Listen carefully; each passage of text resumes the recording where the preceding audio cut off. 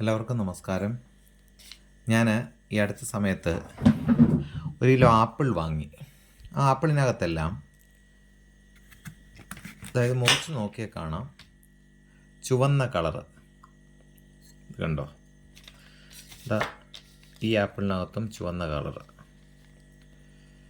ഇതൊരു ടേസ്റ്റ് വ്യത്യാസവും ഉണ്ട്. ഇപ്പം മുറിച്ചതാണ്. ഇതിനൊരു ചുവന്ന കളറ്, ഇതിന് ചുവന്ന കളറ്.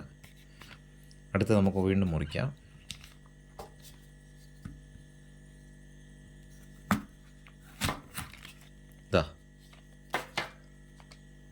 ഇത് ചുവന്ന കളറ്.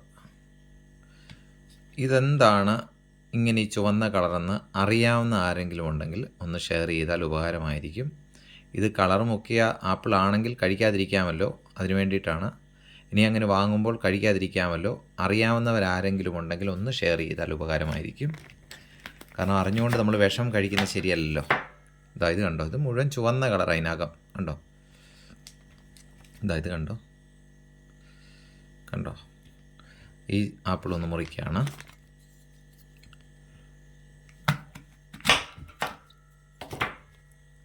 ഇതിനകത്ത് പക്ഷേ ഈ പറയുന്ന ചുവന്ന കളറില്ല.